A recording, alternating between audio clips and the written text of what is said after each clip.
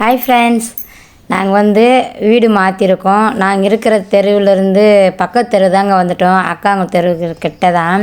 சரி, எங்களுக்கும் கிட்ட இருக்குன்னு சொல்லிட்டு வந்துட்டோம்.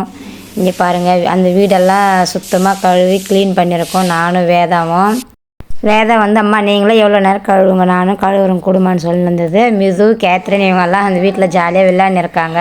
எங்கள் அக்கா பார்த்தீங்களன்னா எங்களை காமெடி பண்ணியிருக்காங்க. ட்ரீட்டு கொடுங்க அப்படின்னு சொல்லுவேன்.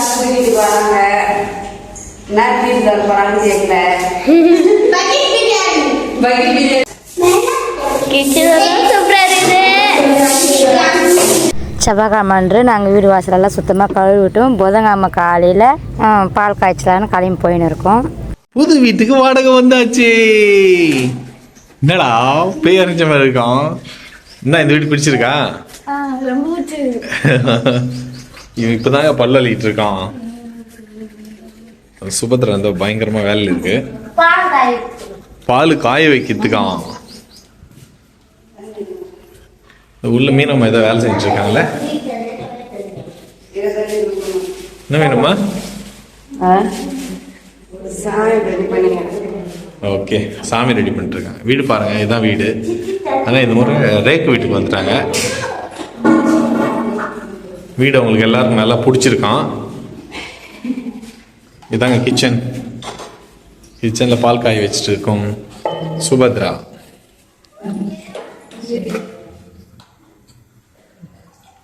என்னடா பாலே காணோம்? பால் எங்க இருக்கப்பா? சரி, தண்ணி மட்டும் பெரிய குண்டால தான் எடுத்துருக்கு. பால் சின்னதா எடுத்துருக்கு. ஊத்துறா ஒரு அண்டா தண்ணிய. போட்டு போட்டு பொங்குமா? நீ ஊத்துற தண்ணிக்கு அதுக்கும்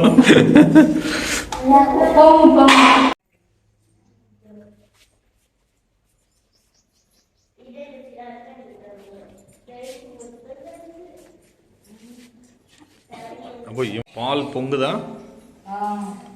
வந்துருச்சுன்ற. ஆனா அது பொங்குறதும் இல்லை, ஒண்ணும் இல்லை. எங்க பொங்குது? பொங்கவே இல்லை. அதுல ஒரு அண்டா தண்ணி ஊற்றி வச்சுக்குது சுபத்ரா.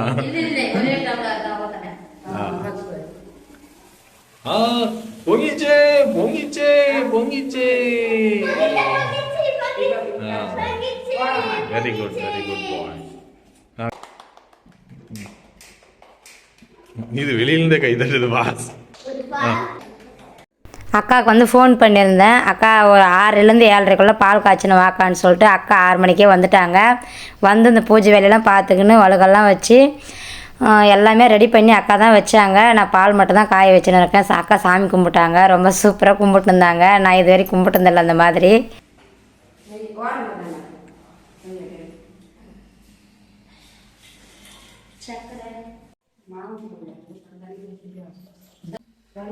டிக்கா இருக்குமா? டிக்.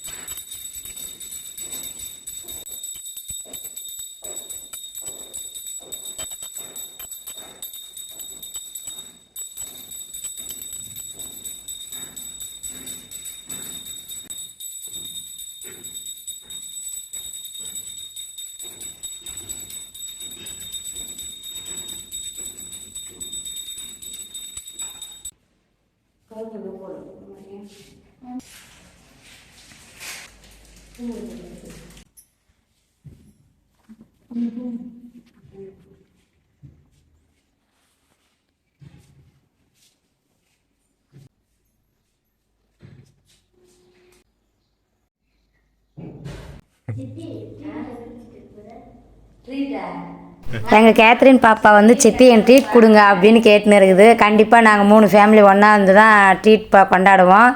எங்கள் அக்காவும் மாமாவும் எனக்கு முன்னே காலையிலே எல்லாமே செஞ்சு கொடுத்தாங்க. உங்களுக்கு இந்த வீடியோ பிடிச்சிருந்தா லைக் பண்ணுங்கள், ஷேர் பண்ணுங்கள்.